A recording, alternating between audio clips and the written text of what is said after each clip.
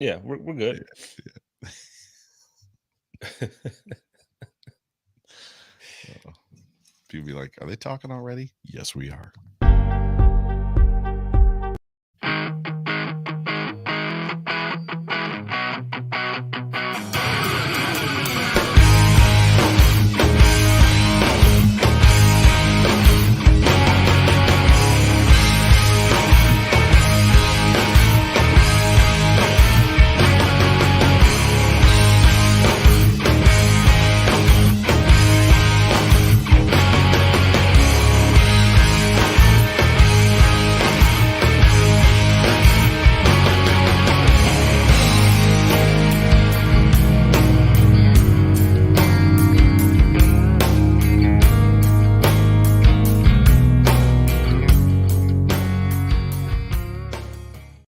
Well, what is going on, everybody? Welcome into the Hump Day Hotline on the Buffalo Rumblings Vodcast Network. My name is Joe Miller. I'm the one of the hosts of this wonderful show. You can find me on Twitter at Joe Miller Wired, and that guy over there is Jay Spence the King. What's up with you, man? not much. Just in the throes of training, as we were talking about before the show started. So I'm a new job, new career, new stuff going on, and I'm back into this training thing that I haven't 2 weeks of it that I haven't done in.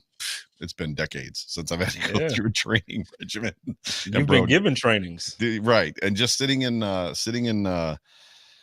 this seat, the chair that I'm sitting in, because I now have a desk on this side, which you can see in the background that I didn't have before. So I've got like podcast station, and then I've got workstation over here. But sitting in the seat for 8-9 hours a day, listening to people drone on about stuff that I learned 20 years ago. It's like, why am I learning this again? I know all about this stuff, man. It's taking it out of me. How are you?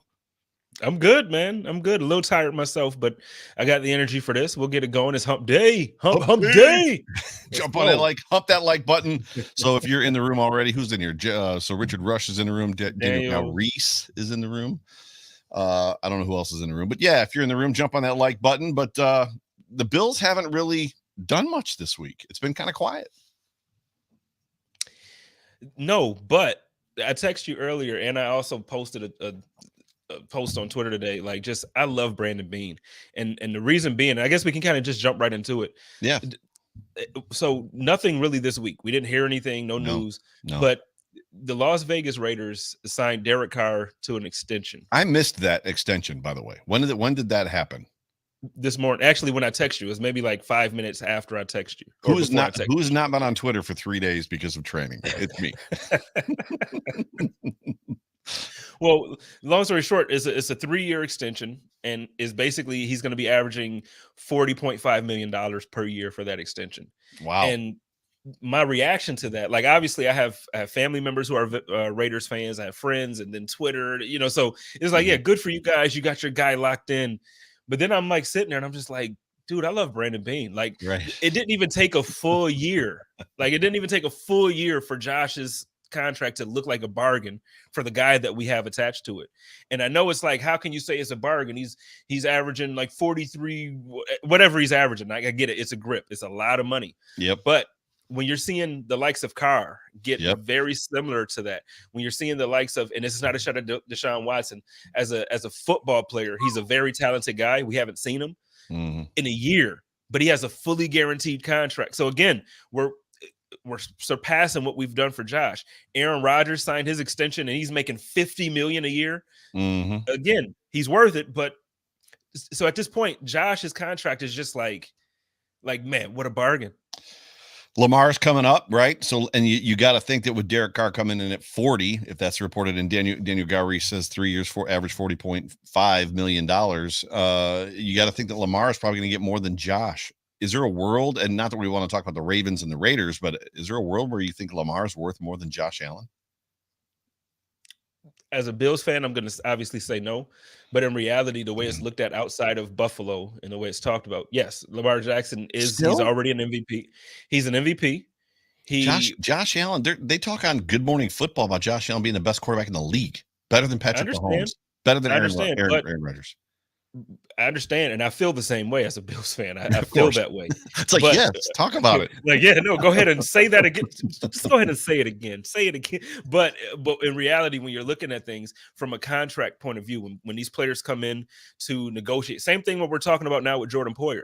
Yeah. He hit all pro last year. It's a completely different conversation coming Right. into the front office this year, saying Brandon Beane, I want an extension now. Right. Now that I'm an all pro, as it was the year prior when he wasn't an all pro. So when you have a guy that he's been the MVP, he's made the Pro Bowl, he's made the playoffs every year that he's been in the league besides this year because he was injured. And prior to him being injured, he was like top 3 in conversation for MVP again because he had 26 players on injured reserve. So he still had the team trending towards the playoffs. And so I'm not saying he's not good. I'm not saying no, I know. You're not questioning that, but I'm saying like when he finally, because he doesn't have an agent. So when he finally decides to come and sit down at the table for himself to negotiate terms, he can say, I'm an MVP. I made the playoffs every single year besides the one that I wasn't healthy for. Right. And even that year we were trending and we had 26 guys on injured reserve. Right. So from that point of view, you can look at Lamar Jackson and say, yeah, he's absolutely worth every single penny. From our point of view, Josh Allen is worth what we're paying and more. Like when you're looking at the way these contracts are being built now, next year we're going to be like, man, I'm so happy we got Josh locked in, because I'm telling you, like what's happening now, I can't imagine what's going to happen next year. I can't. Yeah, it's funny because for me, we say it on this show and I say it on my show all the time that he's never going to be cheaper than he is today. Every day that passes, he's more expensive. And we were saying that about Josh last summer or last year before the deal was done. Like, get him done today because every day that passes, he's more expensive. And that's literally what we're seeing now. Like to think that Derek Carr could make close to what he's going to make, and to think that Lamar Jackson, in my opinion, I think you said it right. Lamar Jackson, because of these numbers and what Derek got, is worth every penny if he makes more than Josh Allen. But the reality is Josh Allen's worth more than his current contract. Yeah. And then that begs the question, well, is there a point where Josh Allen's like, hey, you know about my contract? It might need to be a little higher. It might need to be in the 50s.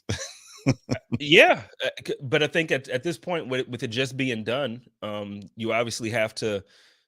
I'm sure he's not gonna, if he throws for whatever this year, like he breaks every record this year, he's not gonna come back to the table and say, okay, guys, let's restructure because it won't happen. So I could see it being maybe 3 years down the line, 4 years. But the way Brandon Beane is structuring these contracts, he's structuring them in ways that there's some flexibility. Yeah.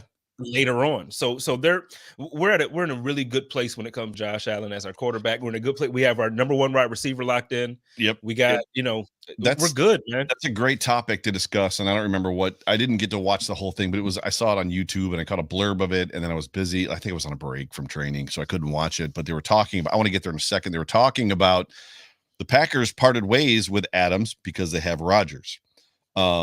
And then the Chiefs parted ways with Hill because they've got Mahomes. The Bills are the only team that have Allen, and they were like, we got to keep our dude. And they kept their dude. However, before we talk about that, I almost tweeted this morning before training started. I was driving home from the gym, and I was just like, man, the Buffalo Bills have a franchise. Like, we're going into the draft with a franchise an undisputed franchise quarterback, which for us as Bills fans, and it's been that way. I mean, we felt good about it last year, but we're going into the draft with an undisputed franchise. Nobody in the league would say, well, they might have a little bit of a, the Browns before this whole Deshaun Watson thing. It was like, well, they're going to have some decisions to make about Baker. Yep. And then obviously they made a decision. We're not happy necessarily with the decision that they made, and clearly neither is Baker. But not only do we have an undisputed franchise quarterback that everybody recognizes that he's the guy. So liken him to Derek Carr. Some people like Derek Carr. I'm one of the guys, and we've talked about this before, and I think it's because he plays for a pirate-based team, and it looks like he's wearing mascara under his face mask. Like, he just looks like a pirate in his helmet.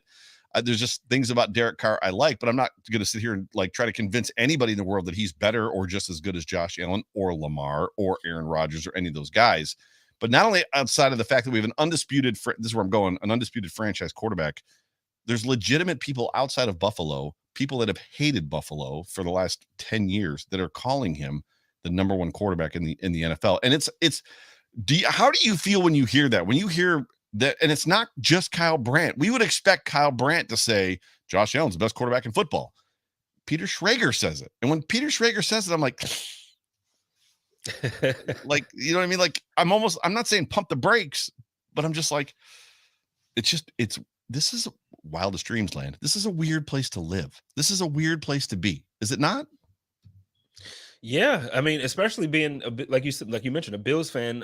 So my entire adult life, I haven't had a team that I claimed as my own in the NFL perform like this with a quarterback like this. Right. So no, this is wildest dreams land for sure. And we were talking about how outside of Buffalo, everybody looks at Josh, and it's like, because you're right, it's not even just Peter Sprague. I saw Stephen A. Smith actually take up for Josh Allen in a debate.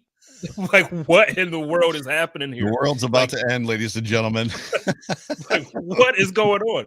So, I mean, when it comes to yesterday, I was having a discussion, and I understand that part of this is the fandom in me. I'm a huge, obviously, we are all Bills fans here, but like, when you're a fan of your team like this, your guy, like, you just have a special place for him. So I love Josh, and I understand that. So when I do these podcasts, a lot of times I try to like dial that back and not like speak completely honestly.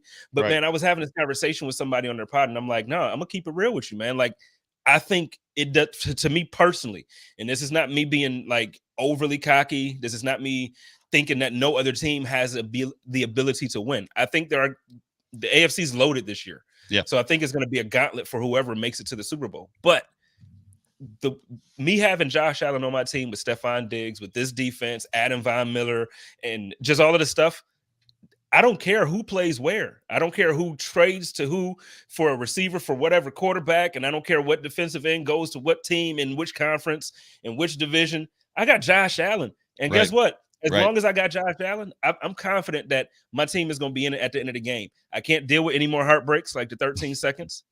I can't deal with it.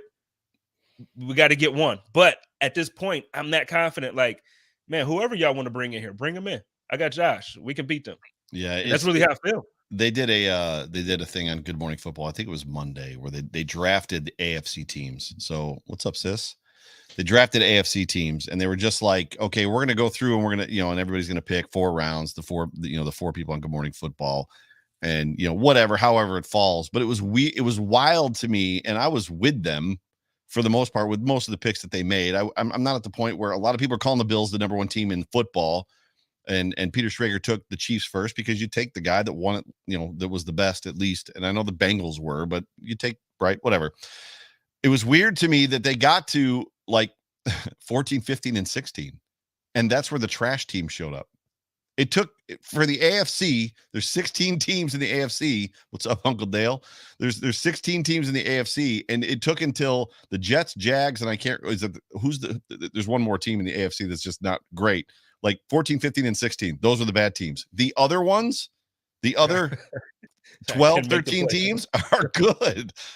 I'm a little over the Bengal love and Kay Adams' like love for the Bengals, and great that somebody's out there flying their flag. But to me, I don't know that they may miss the playoffs this year in that division. But yeah, I got barked at because that was my prediction. I don't think that they'll even make the playoffs. When you look at their division, because there's a huge question mark. Will Deshaun Watson be suspended at all? Texans, Jets, Jags. Like that was 14, 15, and 16. It's like those are the trash teams. But there's the question if Deshaun Watson is going to be suspended at all. So if Deshaun Watson isn't suspended, I'm not going to say that the Bengals are a better team than the Browns with Deshaun Watson at quarterback. Now, with Baker at quarterback, to me, I look at the team differently. Deshaun Watson, football only. Right. That guy's a problem. We saw it in the playoffs. Like that guy can be a problem. Yeah. So you add Amari Cooper there. They got that run game, that offensive line. I can't say he's better than them. Lamar Jackson will have a healthy team next year, not 26 guys on injured reserve. Right. I can't say that the Bengals are going to be better than it. So out of that division, are you going to have 3 teams make it when you have the AFC West that's loaded? Then you have the AFC East that technically I wouldn't say is loaded now, but everybody is happy about Miami. The New England Patriots made it last year, and they expect Mac Jones to take a step forward. So it's like I can't see how the way that the Bengals were winning is sustainable. I can't. All four AFC West teams are playoff teams, potential playoff. They have the talent to be. That doesn't mean they're going to play well. It doesn't mean they're going to be coached well. Doesn't mean they're not going to slip up and make mistakes, or there's not going to be injuries. Pat Mahomes gets injured, and that the Chiefs aren't the Chiefs anymore. I'm not saying that, but right now on paper, all 4 of those teams are playoff teams. Like it's absolutely insane. And here we sit, the Buffalo Bills, and it's hard to wrap your mind around. It's Amanda Davey, I think, said it. We've gotten so used, after 20 years of having trash quarterbacks, not trash, but not Josh Allen, right? There it is. It's even weirder to hear, to view the landscape of the AFC and see what the AFC West looks like, see what the AFC North looks like. The Chiefs, not the Chiefs, the Patriots, what the Dolphins have done. And people are still like, the best team in the AFC is the Buffalo Bills. It's hard. It's hard to, as fan goggled as we get, it's still hard to be like, it's true. The part that really gets me about that, though, is when we're in a league where obviously defensive players, especially pass rushers, are a premium. Like they're looked at like, okay, these guys are the guy. Right. But I feel like it's an offensive game. So I feel like, you get the high power Tyreek Hill to Miami Dolphins, Devontae Adams to the Vegas Raiders. Like you see those moves and it's like, oh man, they took a step forward. The Buffalo Bills lost 2 of their receivers, and everybody is still saying, that's right, this is the best team in football. They're starting the season with Cam Lewis and Dane Jackson. They don't have a CB1 on this team until Trey gets better. Like the running back group is suspect, even with the addition of Duke Johnson. And yeah, everybody's still like, did you see, by the way, I don't remember what Twitter site or Twitter, where I was at on Twitter. It was one of those, I don't know, nameless, faceless places that do Bills media stuff, but they had other excerpts of Von Miller's decision to come to Buffalo when he was sitting in the back of a truck. He was sitting in the back of an SUV, like a Tahoe or something. And he was talking to his dad. His agent called him and said, I've got your dad with me. Do you want to talk to your dad? That. Yeah, Von posted it. So you watched it and heard the conversation between him and his dad. Yeah. It was intriguing. The only thing that they need is you. Like you can go there. Right. They have the quarterback, probably the best in the league. He's this, he's that. It's weird to hear. Now, Von Miller is looked at as one of the best defensive players of all time. He just won a Super Bowl. He just won it. Like, hey, son, why don't you go back to the Rams and win another one? Right. Go ahead and get back with Aaron Donald. Go get back with the guy that's looked at as the best defensive player possibly in history. And he tried to say that to his dad. But Dad, AD, what about AD? Like I'm leaving this generation's Lawrence Taylor, basically. I'm, different position, but you get my point. Like I'm leaving this level of talent to go play in Buffalo. And he's like, look, dude, all they missing is you. Like, you're the guy. What? You're the guy they need. You're the guy. So like just to kind of, round that all together and put it all together, when you're talking about going back to the Bengals, I don't see them. I just can't see them beating the teams that we named. Like there's so many. There's just so many. I don't think that they're going to come out of their division. If you don't win a division this year, it's going to be tough for you to get a wild card spot. It's just going to be tough. And I know, this is not going to be something that people would like to hear, but I've been hearing that there's actually a strong likelihood that Deshaun Watson will not even be suspended. Now, I'm still hearing that there's a possibility up to 6 games, but I'm also hearing that this year alone, they're not going to do the civil cases. They don't expect to have anything done with this year. So this season. And then, just the way it's looking, the conversation behind closed doors is like he might not even get suspended. And so to me, A, it blows my mind. But B, again, if Deshaun Watson is not suspended, I fully anticipate it being the Cleveland Browns and the Ravens going for that division. I'm not scared of the Steelers. I'm not either. Agreed. Yeah. I don't want to get hung up on Deshaun Watson. I mean, so much of it is, I believe in, innocent until proven guilty. I believe in the justice system. I believe in so many things, and I understand. I want to believe women, 22 of them. I just don't want to get caught up there. I mean, even as I'm saying I don't want to, I'm getting caught up there. We can move on from him. I see the NFL and the justice system do stupid things for people that, for lesser crimes. And then the NFL, I mean, Josh Gordon could have been one of the best receivers to ever play NFL football. You know what I mean? Like If they don't suspend him, there's a problem, I guess, is where what I'm trying to say. Well, let me tell you, I feel like even if they do suspend him, there's a problem. The problem already happened. The fact that there are and we can move on, but I do want to let him get traded. The problem that there are questions surrounding this guy by 22 women. They let him get traded. They gave him guaranteed money, a fully guaranteed deal that resets the quarterback market. And the first year, he's only making $1 million. So if he gets suspended for the first year. Yeah. So we can move on. We don't have to go there. Let's get back to the Bills. Little Hauser says, "What's up, guys? Extend Poyer. Probably missed this topic. All contracts other than Vaughn will look great next year. Vaughn's not bad by any means. I'm not upset with Devon Miller. Just to kind of start this, I'm not upset with Devon Miller contract at all. Like zero. There's literally 0% about that contract that makes me like, damn, that's bad. We shouldn't have it on the books. Agreed. Devon Miller is worth every single penny. How are you with that? Yeah, no, so it goes back to me just being real with everybody else. Like I live captured it. I live video shot it when Ian Rappaport made the announcement on NFL Network.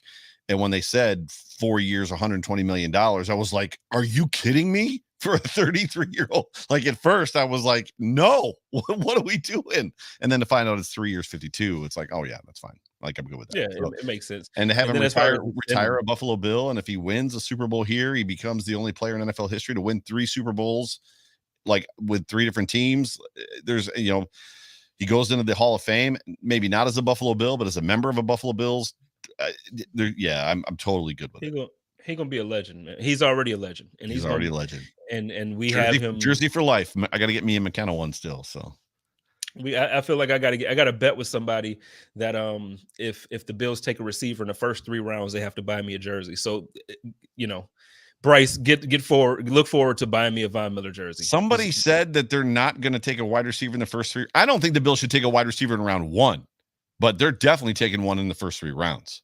He said first 3 rounds. I said make the bet. So he made it. So I was thinking Von Miller or a new Poyer jersey. I was thinking Poyer, but I think I'm an inch towards Von. I've been showing Poyer a whole lot of love lately. I'm gonna have to switch that up. But speaking of Poyer, extend Poyer. Probably missed this topic. Nope, we haven't talked about it yet. And with the way everything happened. My show, just to preface what you're about to say, my show on Sunday, I don't know if you caught it or not. I'm not upset if you didn't. I know we're all busy. 4 men enter, 2 men leave. So basically, Jordan Poyer, right? Dawson Knox, Ed Oliver, and who's the 4th one? That's up this year. There's a fourth player that's up this year that you got to be kidding me. Anyway, Edmonds, that's right. So those are the 4 guys. There's no way they can keep all 4. So you got those 4. Maybe he can work some magic and keep 3. Now Oliver has 1 more year, so Oliver's the difference. I just added it. 4 men enter, 2 men leave. But just so you know, I did a thing on this. Where are you at with extending Poyer? So for me, it's tough. Everybody knows I love Tremaine Edmonds. Yep. Absolutely love Tremaine Edmonds. Yep. I love Ed Oliver. Everything and I know the Bills picked up his 5th year, or there's anticipation to do. I think they did. They said I believe Beane said he was going to and did. Okay. And then other than Poyer, who was the other one that we mentioned there? So Oliver, Poyer, Edmonds, and Knox. So with all of those, these are all guys that I love. Like all guys that when you think about the Buffalo Bills roster as constructed, it's like, no, we need these guys. I'm laughing because that was my point. These aren't players that it's like, good, get them out of here. These are players that all of Bill's Mafia are like, I love that guy. even though there's detractors for Tremaine, I have them all muted on Twitter. I know there's a couple that are out there, but for all intents and purposes, we love these people. Like these are players we love. I tell you, if it's me though, the guy that I think less about or the least amount about extending is Jordan Poyer. Like to me, it's not even a decision that's difficult. Right. You have a guy that, depending on how you look at his game, and I think the Bills do value his game. Trey White went down, and the secondary didn't miss a beat because of Micah Hyde and Jordan Poyer. I watched that Patriots game again on Monday morning or on Monday afternoon, and that interception that Micah Hyde was just stupid. Like I watched it. I rewound it and watched it again like 4 or 5 times. It was the safeties. Yep. But I mean, like the safeties are the key to our defense, and when it comes to that stuff. So to me, And actually I tweeted that last week. Like I'm shocked that there's so much, you know, I forgot how I worded it, but basically, like, I'm shocked that the fan base is arguing as much about the idea of extending Jordan Poyer. It's like it's crazy, and I got the reasons why. To me, it's not football. People don't like Rachel, whatever. People don't like whatever. But when it comes to football, I don't think twice about Jordan Poyer being a member of the Buffalo Bills. Like Yeah, I don't. Go ahead. No, I was just gonna say. So for me, I extend Jordan. Greg Tom said he put up like a mock to do something like a 3-year deal or something like that, where 2's guaranteed and they can kind of get out the third. Right. I can see something like that for sure. It's gonna break my heart because I do feel like we're actually gonna end up moving on from Tremaine. Like I think Tremaine's gonna be the guy on the chopping block, and not because of any type of lack of ability. I know there's a portion of the fan base who feels like he's not good. It's not true. It's not but true. I do feel like you can find a guy to play linebacker in the draft that will give you what Tremaine gives us before you can find a safety in the draft that immediately gives us what Jordan gives us. Even with what you just said, you're going to have a very hard time finding a linebacker that can give us what Tremaine is going to give us. I mean, the idea of ready to play, can't miss prospect when, from a draft standpoint, the first projected inside linebacker at all projected to go off the board is at 24 to the Vikings, one pick before the Bills. Doesn't speak highly of the draft class. Clearly, it's easier to replace a safety than it is probably any other player on the defense, especially when you've got Micah Hyde next to him. All that to say this, which is what I almost cut you off for, and I apologize. I just need Bills fans. What's up, Big John? I need Bills fans to get past the canceling of players, whether it's because of their wives, because of whatever. I mean, we pushed a Hall of Fame running back out the door because he wasn't driving his car, somebody else was, and a drunk girl bumped into it and like hit the mirror. Like and then he, whatever, got caught with a firearm in California. Rachel, the Cole Beasley thing. I need Bills fans just to stop trying to run people out of town. Could we just stop trying to run guys out of town? We just don't need, and the whole, we don't need superstars. I went on a rant 2 weeks ago about this, Jake, before Diggs got re-signed and the Mafia started to turn on him. We talked about it last week. It was getting close. Like there was one day there where the Mafia was like, I don't know if we need him anyway. And it's like, are you kidding me? It's Stephon Diggs. Jake Kumaro is not giving you Stephon Diggs production. I don't care how much heart Jake Kumaro has. He's not Stephon Diggs. I love Isaiah Hodgins. Isaiah Hodgins is not Stephon Diggs. Like we still have that mentality. We still have the find the diamond in the rough mentality because that's what we've had to do for so long as fans. Right. But we had to love Fred Jackson. Every player that we don't know about. If we just brush the dust off of them, it's Fred Jackson again. And the Bills are good at finding those guys. We find those gems because we had Freddie, we had Duke, we had Jason Peters, and we ran him out of town. When you have Stephon Diggs, you do not like there's a portion of the fan base. I've been like, and I haven't been going hard like for real, but I've been joking about like trying to recruit Stephon Gilmore back to Buffalo. Right. And there's still a portion of the fan base, same thing. Like, do y'all not understand why when people get to that place as a player, when they say, you know what, I don't want to play in Buffalo no more, y'all take it personally, but do you know why they get to that place? It's not because, Buffalo is just, and it is an amazing place and we treat our players great when we're in love with them. But when something starts to kind of sort of go wrong, boy, oh boy, man, we treat those guys like even on a joking thing. And I get how serious Marvel is, but remember when Shady gave like the ending away to the Avengers, dude, they wanted to send that dude out to they were like, yo, Shady's done. But on a serious note, man, we really run players out of town. You mentioned Marshawn. You can talk about Jason Peters, Hall of Fame, there's so many guys. Hall of Famers during the drought era that we ran out of town, that Bills Mafia ran out of town. For what? Hall of Famers. For what? Because they wanted more money. For what? They wanted more money. Jason Peters, he was a free agent, like undrafted free agent, and came in as a tight end, and we made him a left tackle. Now he wants more money. How dare him? And now he's going to the Hall of Fame. It's like that dude could have been your left tackle anchor for 16 years. Right? Dude, don't get me started. But anyway, we don't have to, because I don't want to beat up because I'm part of the fan base. But it just makes me it makes me uneasy when I jump on Twitter or I jump through the comments. Like if I'm watching one of the pressers and I'm in the comments and I'm seeing people Trey White. They almost ran Trey White out of Buffalo, man. Right. Like, what are we doing here? Right.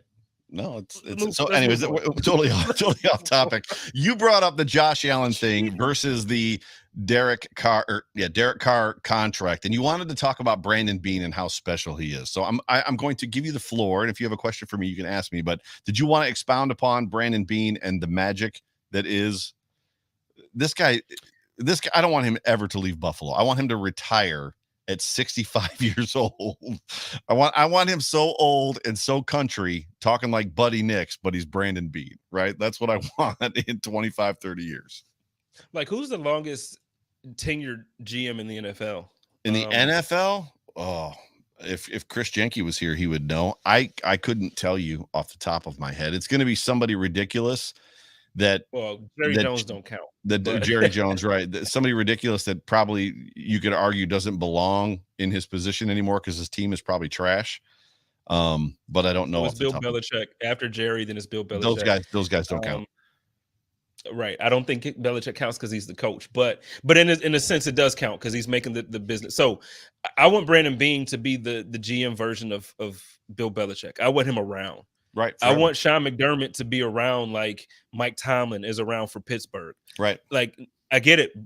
Pittsburgh doesn't win every year. How many Super Bowls does Mike Tomlin have? He doesn't have 15 or however long he's been coaching. He doesn't have that many, but guess what? They don't win Super Bowls, but they're successful. They have a winning record. He's never had a losing record. And that's part of the reason why the discussion. So last night on the Code of Conduct, we had that discussion too about coach. Is he top 5? And then if he's not top 5, is he on the hot seat because of 13 and 13 seconds and all that stuff? Regardless, I don't think winning a Super Bowl is the only way to say this franchise successful. Because I tell you what, I can show you 17 years of not being successful if that's what you want to go back to. And I'm not saying just deal with making it to the playoffs and losing. No, we want to win. But that 17-year gap newsflash. That, not that you don't know this, but newsflash for anybody listening, whether live right now or in podcast version. That 17-year drop didn't have to happen. There were several occasions, not the Dick Duran era. That's not what I'm talking about, because that was mediocrity at its finest. And then when we extended Dick Duran, it was like, what is going on? There were many times that the Bills could have made the playoffs, whether in season or if they just had not done what they did the next season. They just shot themselves in the foot so often and screwed themselves over royally. It's just, Jeremy White on WGR said it a long time ago, 6, 7, 8 years ago, where he literally said, teams make the playoffs by accident. Like sometimes teams, the Jaguars, will just go 10-6 back then and make the playoffs by accident and then continue sucking the next year. The Bills just never did that. They never just got lucky and kind of put something together. Like they did it to themselves. Go ahead. The Bills weren't. They were very unlucky because of just the dumb decision. You're right. There were so many opportunities to be great. So many opportunities. That defense, we had rosters. That defense, that wide nine was unbelievable. Wide nine defense was unbelievable. We had offensive years that were great. Like the year, and I know T.O. only, he gave us what he gave us, but that year, that team, I know Fitz didn't quite do it, but dude, that the collection of talent that year, come on, man. We had teams. Teams. Shout out to my man John Fina. He's wondering, he's asking everybody if he should come on the Code of Conduct. John and I, we agreed. He's already coming on. FYI, I'm not taking no for an answer. He's coming on, and we're gonna actually talk about the game that he played in that I'm still heartbroken about for several reasons. But we're gonna talk about that game that he played in, that Music City Miracle game, and I can't wait to have everybody jump in and talk about it. And I'm heartbroken, and I got yelled at on Twitter because I'm heartbroken about it. But guess what? I hold grudges. Can you just look at the blue eyes in that picture? He's dreaming. Look at the blue eyes in that picture. John Fina is so. Oh, and shout out to his daughter. I went to the ASU women's rugby's final game of their season. Let me just tell you, she is a beast, and anything that made John Fina as great as he is, he definitely passed it along to his daughter. Awesome. It's not just his daughter, it's Bruno who's going to end up in the NFL, and then Roman who's going to probably end up in the NFL. Like there's a legacy there for John Fina, which is freaking incredible. And I'll be honest with you, somebody posted, you probably saw it, who's the nicest professional athlete you've ever met, and I put John Fina. I was like, this guy right here. It's true. Like John is just, and his whole family, they're special people, super duper special people. And I am very proud of just the way that Bill's Mafia has embraced. I was thinking about it today. I don't know why. The way that Bill's Mafia has embraced John and kind of like just welcomed him back into the community, and people just like are attracted to him and love him.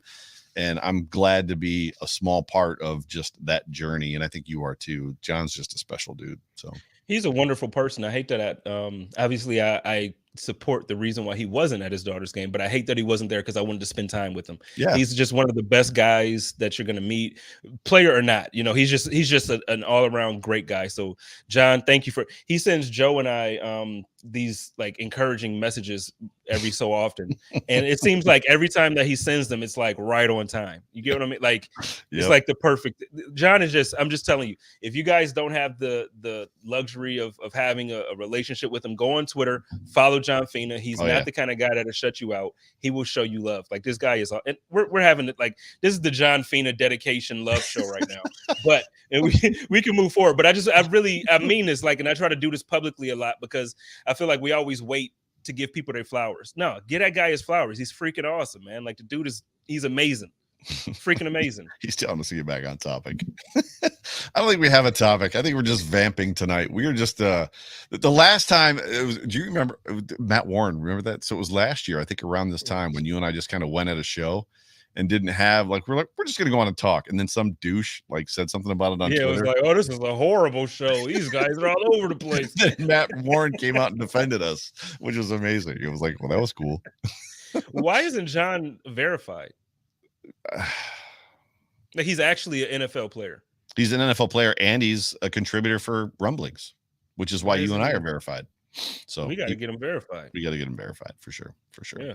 So yes, and get him a JF70 shirt. Absolutely, yeah. I have one. So what's up, Mark? Good to see you, buddy. Mark's a good dude. I wore my Poncho's Army one the other day. I wore that last week. Yeah, Mark actually sent me a shirt for the girls, a Poncho's Army shirt for the girls, and a John Fina shirt, which is sweet.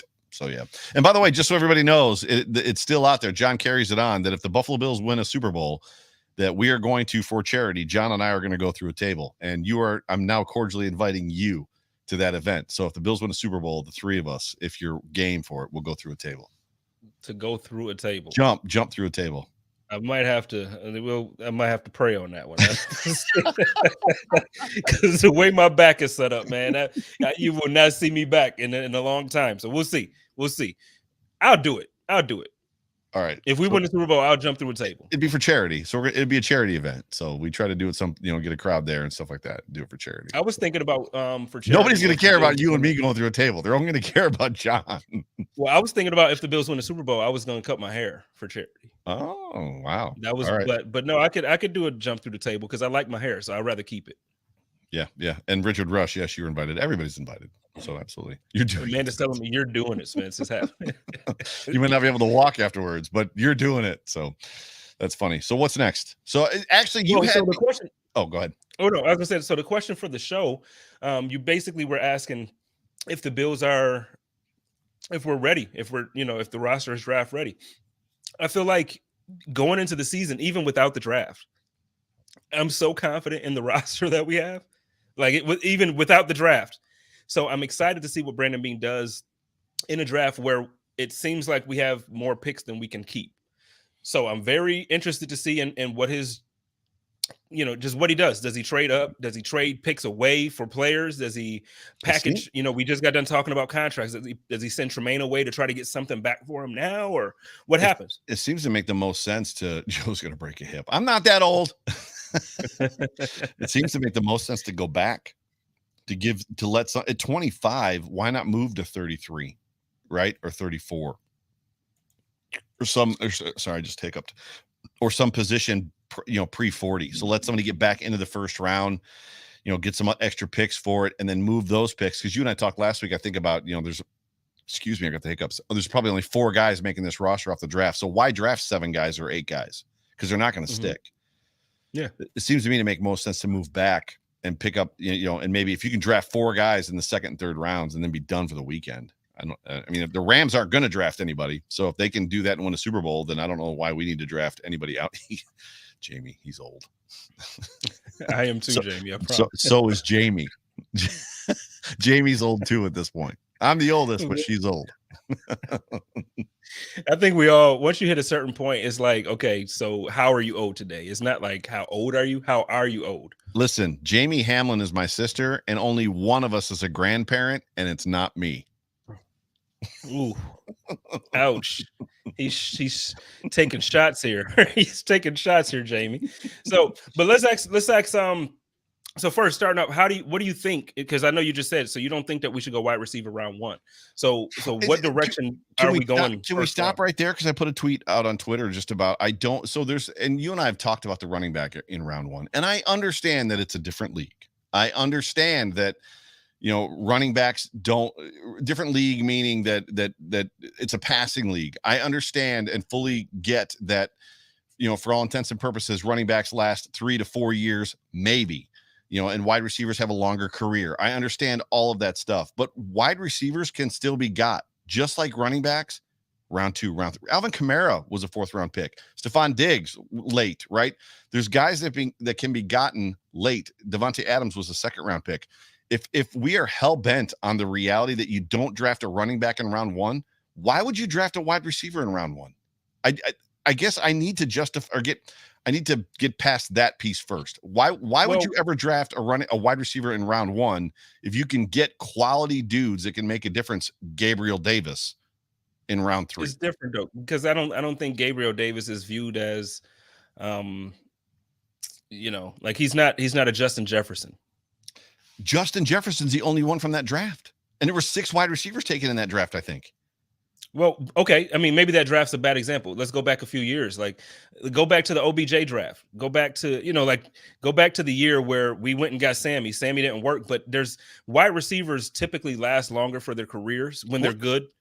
I get that, but you can still get them later, 2nd, 3rd, 4th. You can, but it's way more like the draft in itself. Stevie Johnson was a 7th. And he's got a Bills record. He's the only wide receiver until this coming year to have 3,000-yard receiving years as a Buffalo Bill. I think in a row or as a Bill. 7th round pick.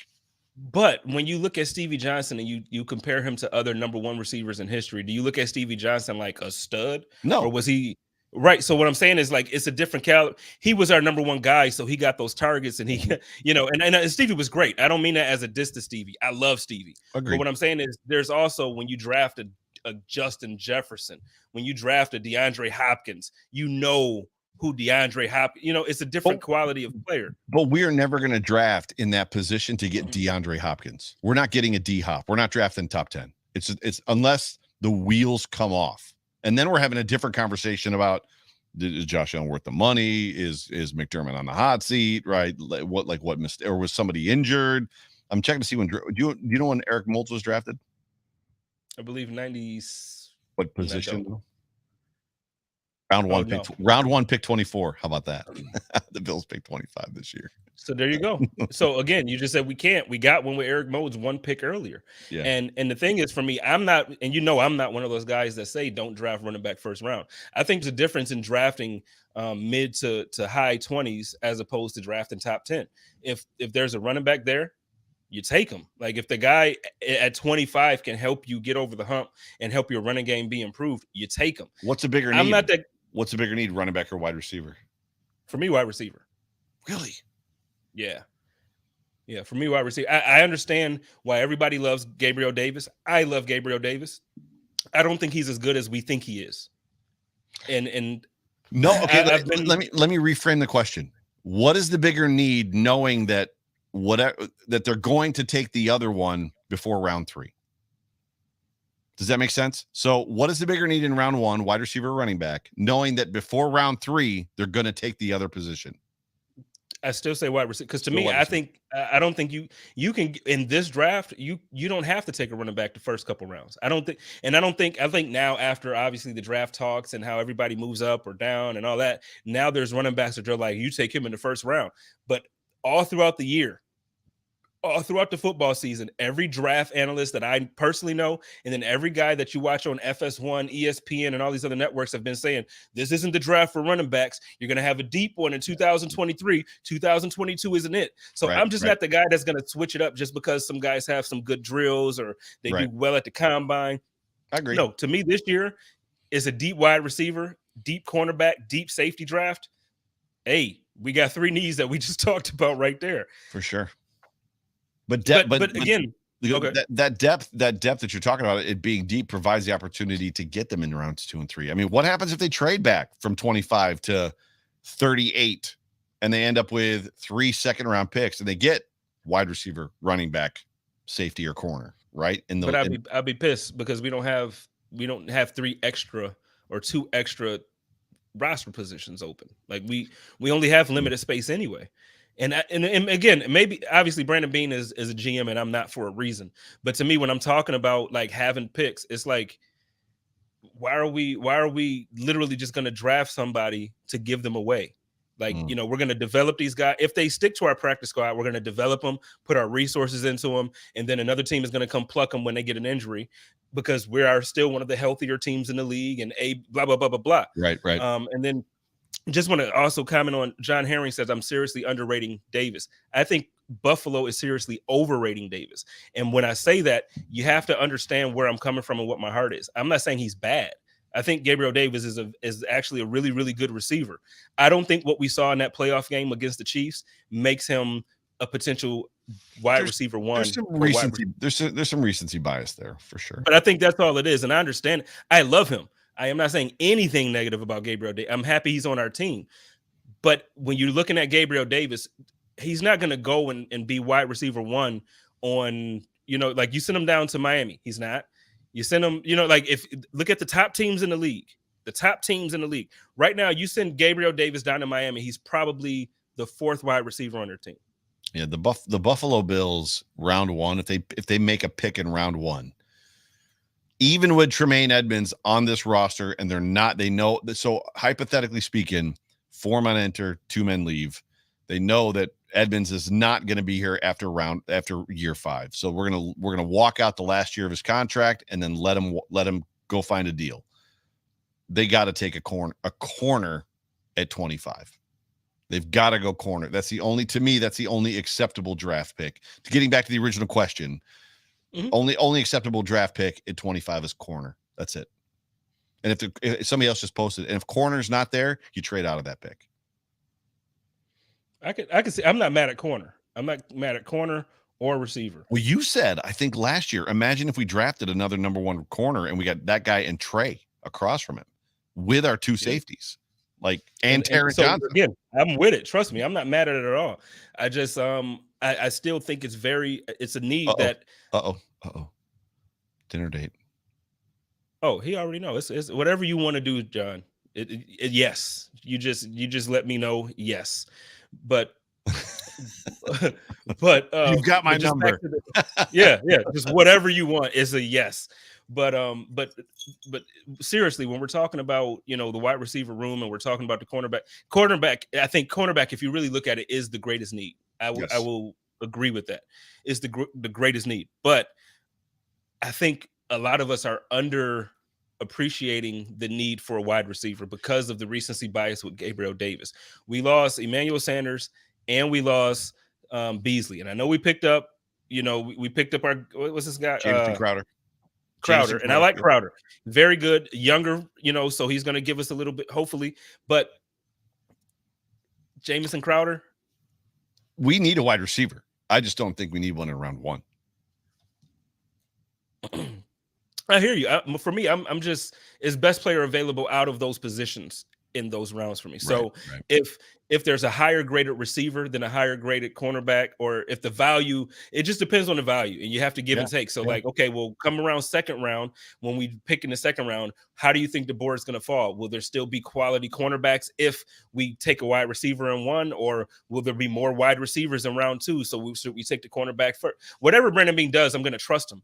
But I really, and I've been watching these games, and I purposely have been watching them back just to kind of keep an eye on certain guys and certain positions. This is why I'm saying, as much as everybody loves Gabriel Davis, I do Right. too. I just don't think Gabriel Davis, like that game, if you look at the numbers for that game and you look at that game, you would just think like, oh my God, the Bills really lucked up. They got 2 Stephon Diggs on the team. Like, you would just think that we would have that caliber.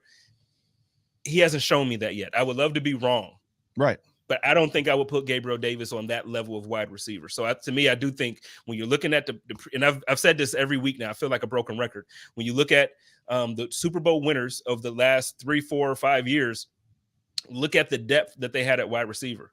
Well, when you got Antonio Brown being the third receiver, I can't, like Gabe Davis is, he's solid, but we're gonna need to still have another guy. Let's be honest. Ryan Bates is the starting right guard on this football team. Ike Bacher is depth, and Roger Saffold is going to play left guard, who was the number 8 or 9 ranked inside offensive lineman, so guard in the NFL last year. He's on a 1-year deal.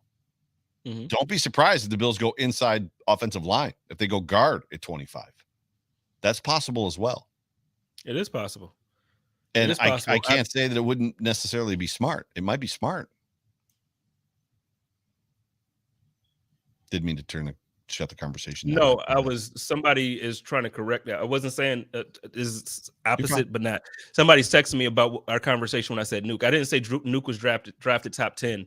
I said he was drafted first round. So, well, first of all, tell your buddy to get out of the text messages and get in the comment section. Comment. It's Bryce. He's just mad because he's about to lose this bet about this jersey anyway. So he's wrong twice tonight. So just go ahead and get my jersey ready. And I didn't say he was drafted top 10. I was referring to the draft and saying the type of talent you get for a receiver in round 1 as opposed to waiting. But you know what I mean? Give Bryce my number and so that I can text him and tell him never to make a bet with you, because you are guaranteed to lose. Joe had to wear his Patriots jersey, and he hated every bit of it. And I bought a Corey Bojorquez jersey. I bought a Corey Bojorquez jersey. So I thought I was going to lose my friend that night, though, when you wore that Cam jersey. I was like, yeah, Joe hates me after. I was not happy. I was definitely not happy at all about that. But yeah. So what's that? I want to know why Crowder is a stopgap. He is not old. Well, you want to take this one? Nope. Okay. Nope. Well, in my opinion, I don't think that he's old. It's not that he's old or not. It's the level of play. It's the level of talent. Now he could show us all wrong. Like last year, he didn't have a Josh Allen caliber of quarterback. He could get here and everybody that's played with Josh Allen has had a career year. He could come in and do the same thing. And Brandon Beane might be like, you know what, Jameson, let's give you an extension. Let's keep you around Buffalo and Western New York for years to come. That might happen. But right now, what we've seen from Jamison Crowder, he's not the guy that you're going to come in and say, okay, now our wide receiver room is the best receiving core in the league. Like right now, if you're looking at wide receiver cores throughout the whole league, you don't rank the Bills in the top 5, do you? I don't. In the current, so the hard, that's funny because I could make an argument, and I sort of made it last week that Jamison Crowder was the best weapon on that Jets team last year. Mm-hmm. You don't right now, but Jamison Crowder could come in and be at 800 to 1,000 yards. I would love to be wrong. And next year, the conversation is that was and is still right a top 5 wide receiver room in the NFL. And I would love to be wrong there. Yeah. I'm just, again, based off of what we've seen and based off of the profile of the players, when you're looking at the Bengals, man, like the receivers that they have, you're looking at the Rams, the receivers that they have, you're looking at the Dolphins. Like, I know we don't like the Dolphins. OBJ is gone, so is Robert Woods. They also, when you get a chance, look at the Rams offseason moves. Who's they picking for wide receivers? Because I know Robert Woods is gone, and so is OBJ. Let's do this. I didn't mean to cut you off. I'm sorry. No, you're good. You're good. Rams depth chart. Allen Robinson is who they picked up. I like OBJ Nice. and Robert Woods better than him, though. Don't you? And Allen Robinson? At this point of his career right now, Allen Robinson just needed a quarterback, man. Like Yeah. Allen Robinson going out there with Cup is not going to be easy to deal with. And the door isn't closed on Odell Beckham Jr. He's just not technically expected to be back until like November. Back to your point. I cut you off. Chance. I'm sorry. Go back to your point. I don't forgot the point now. It's okay. But, sorry. Sorry. No, it's okay. But the point is when you look at teams like that, you look at the Rams, you look at and I don't think the Bengals are making it back. I just said it earlier. They're not making it to the playoffs, but they have a better receiving unit. They don't have a better team.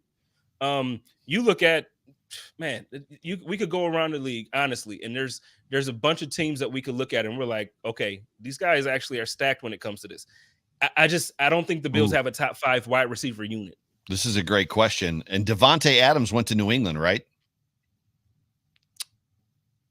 Not Devontae Adams, Devontae Parker. Sorry. I was about to say Devontae Adams went to the Raiders. Devontae Parker. And I didn't even mention the Raiders there. Yeah. You got Renfro and Adams now, and you got Waller. He's a tight end, but to me, he's a receiver. The Dolphins, though, yes. I mean, between Tyreek Hill and Waddle and Gesicki, right? I mean, there's some guys there. I'm putting them. So again, it's like I understand the love for Gabriel Davis, but when you're look at Stephon Diggs, you look at Davis, Crowder, and Isaiah McKenzie, and then you compare them to the wide receiver room of the Miami Dolphins.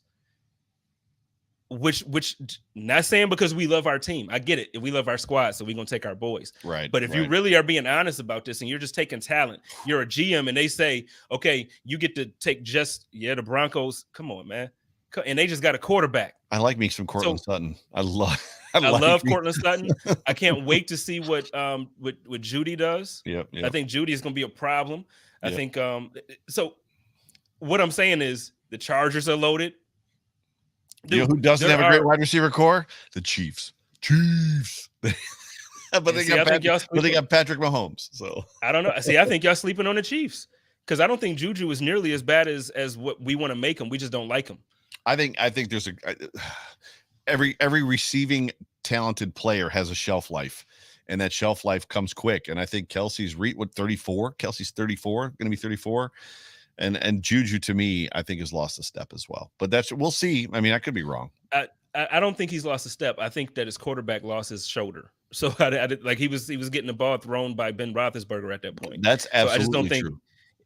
In that offense, if you look at that offense, Chase Claypool wasn't the same. Like Chase Claypool did better with Duck Hodgins than he did with for sure. Ben Roethlisberger. So I just think that even Chase is going to do a lot better now in my opinion, with our guy Mitch out there as opposed to Ben. John Herring, he says, wait a minute, did you just say that Buffalo does not have a top 5 wide receiver? No. We have a top 2 wide receiver. We don't have a top 5 wide receiver room. Right. All the wide receivers. We don't have a top receiver. We don't have the room total. Buffalo does not have a top 5 receiver room. Where last year we had probably a top 3 wide receiver room between the guys that we had, which is why other dudes couldn't get on the field. Whoops. That was an accident. Oh, well, he's just saying Daryl says Juju is not a slouch. Plus, they have draft ammo. Don't count on the Chiefs. They got 2 first-round draft picks. How's that even possible? They have that many draft picks? No, I know they traded Tyreek Hill, but yeah. Steve Lynn, shout out to Steve with our first super chat of the night at the end of the show. Appreciate you, man. Says our wide receiver room is behind Raiders, Denver, Cincy, Tampa, Chargers, Bengals, Miami. We need another elite weapon if we want to compete. We have not replaced Sanders. And that's what I'm saying. This is not a shot at the I still think we have the best team. It's true. But if you're going to break it down room by room, you can't tell me that you're looking at these teams and you look at the wide receivers that they have and you're like, yeah, we got that. No, we don't. And he didn't even add the Rams there. So I don't know, man. I don't know.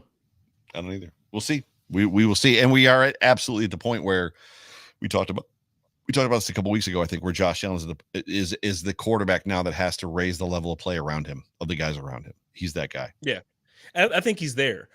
So next week on the show, I'm not going to have a guest on the code of conduct. I'm just going to, so I watched the last 5 games of the season. So I'm going to be breaking down, not like film, because we can't do that on this network because YouTube doesn't like when we share film, but I'm going to be talking about the areas of growth that I've seen from Josh Allen and the things that I look forward to going into the next season. And the biggest trait is just that it factor. Like he's taken that next step to where he's the point guard of the team for real. Like he's really about to be LeBron James. Last year I got kind of beat up because I made a comparison between Josh Allen and LeBron James. You're going to see that this year, though. I stand behind that take. Not in the sense where I thought Josh was as great as LeBron at that point, but I think the intangibles that he brings to the game, the way he's a freak athlete, the way this year we're going to see the last 5 games from Josh, man. We saw Josh do things that we didn't see his entire career. He had 2 perfect no punt games. He had complete dominance against the team that we lost to. It wasn't his fault we lost that game. No. So it wasn't complete dominance. The first 3 quarters of that game were a little boring and a little Chiefs sided. So I was there. I can't say Chiefs sided because on both sides of the ball. They were up by 2 possessions. They were up by 2 possessions at one point. That was the moment I remember the feeling standing there when they went up by 2 possessions going, ooh, this is not good. Now, obviously, Allen brought 9 points though, right? It wasn't even still 2 possessions. That's a big when you're playing the Chiefs. 9 points. Big deal. Yeah, 9 points. But you're saying that like our offense isn't our offense. So like now this year with our wide receiver room, I would argue with you. But when we're and I'm saying it's hindsight now, like Josh didn't put up 21 points and or 18 points in 2 minutes. But when we have that offense and we have the guys that we have, like it. Not, just like the Chiefs, like I never get when I'm watching Chiefs games and they're down by 10 points or even 2 touchdowns. I watch Tom Brady and he's down by 14 points. To me, it's not like Tom Brady's about to lose this game. I guess so that's how I feel with the Bills. My point is we did a Hump Day Hotline before that football game, right? Before that divisional round game. And in that Hump Day Hotline, if I had known the future and I had said to you in the 3rd round or the 3rd quarter, we're going to be down by 2 possessions, you would have been, ooh, that's not good. Even coming off that Patriots, the reason we feel better about it is because we saw what happened. Allen was hot and couldn't miss. But going into that game, if I had said to you in the 3rd quarter, we're going to be down by 2 possessions, you'd be like, that's not great. Maybe back then I would. Against the Chiefs at home. Maybe back then I would have, but I'm telling you, like the confidence level that I have after watching these 5 games, seeing who Josh is, like at this point going into the season, there's not going to be a game that I'm going to feel like we can't win. I'm not saying we're going undefeated. We're not going 17-0. I felt that way last year. Then the Jaguars game happened. I didn't feel that way last year. Yeah. Number 1 defense, Josh Allen, Emmanuel Sanders, Cole Beasley, Stephon Diggs, right? Yeah, but for me, when I watched the games last year, like the entire season, there was an eye test to me that the offense didn't give me that they gave me the year before. Like, so they didn't pass the eye test this year until the end of the season for me. Right. Last year, the year before, from week 1, they came out the gate and it was just like, holy smokes, who is this? Like, what in the world? This year, it was like, oh, they're just not clicking. They're not doing this. And it could have been that Josh was trying to force the ball and trying to force some chemistry between him and Sanders. It could have been. It wasn't. I've been trying to figure out a way on my own show on the Overreaction Pod to figure out a way to correlate it to the Sabres. And I know you don't watch a lot of hockey, but the Sabres right now are a young, very scrappy team. Very, very scrappy team. And when they play with an enormous sense of urgency that puts the team that they're playing against, no matter how good they are, on the defense. Why are these guys skating so fast and why are they trying so hard? And we talked about it last year that in 2020, the Bills came out on offense with a sense of urgency every game. And in 2021, it was like, we're going to win, right? And it's like, no, you have to play. Like, you still have to play. And to me, that's a big piece of what we lost in 2021 until late, was just that sense of urgency. And in that Chiefs game, when it got to the 4th quarter, Allen had urgency. It was like, now's the time. It's time to flick the switch. And I don't know if that's a defensive-minded coach thing from McDermott or what, but in 2020, we did not see it. In 2020, we saw urgency. Score early and often right now. And you almost have to wonder, we've talked about this too, was it because the Bills felt the defense was lacking? Which it probably what it was. We got to score a lot and quick. Otherwise, we're going to be in trouble. And last year, it's like, no, our defense is good.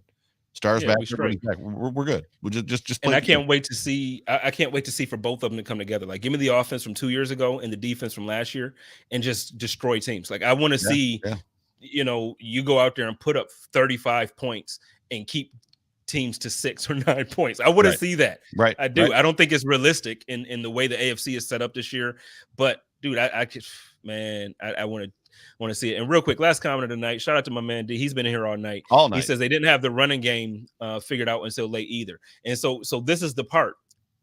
One of the things that I opened up the code of conduct with yesterday is the fact that Devin Singletary, you're right, he looked the part late. Mm-hmm. And if he can go into this next season being that guy consistently, the Buffalo Bills are going to be an issue for whoever we go up against, for any team, because Devin Singletary was turning 2-yard gains into 6-yard runs. Yep. He was turning negative 1-yard plays to 4-yard gains, and he was doing it consistently. And he was moving a guy his size moving the pile. And now we just upgraded the offensive line. If we can get that version of Devin Singletary and we can get Josh Allen to do what he did in those last 5-6 games, I promise you, we are going to be having a very good time this time next year on this show. Yeah, we upgraded the offensive line and the offensive line coach, in my opinion, for sure. Yeah. So you ready for me to take us out? Let's get it. Ladies and gentlemen, you have been tuned into the Hump Day Hotline on the Buffalo Rumblings Vodcast Network. So good to have you guys with us. Thank you for joining us this evening, and thank you for joining us if you are downloading this in podcast form. We appreciate every single listen. Whatever platform you are on, please like and subscribe. Hump that like if you're on YouTube right now. Hump that like if you're on a podcast version. Whatever you got to do, subscribe, like. And if you're on YouTube, run your cursor over to the little bell. If you click the bell, then you're going to get notified every single time I go live, or Spence goes live, or we go live, or John Fina and I go live, or Bruce goes live. So click the bell. You'll get notified. You won't miss a single minute of content from Buffalo Rumblings. But for me, for Jay Spence the King, we love you guys. We appreciate you guys. I got to get queued up here. Do you have any final words before we do the Go Bills thing? I didn't even. I'm sorry. My audio went in and out. Just when you said sorry. that. I was just trying to navigate over. But for myself, for Jay Spence the King, we love you guys. We appreciate the Bills Mafia. Looking forward to the draft. Looking forward to everything coming up in the offseason. For me, can't wait. Spence, can't wait. Go Bills. Go Bills.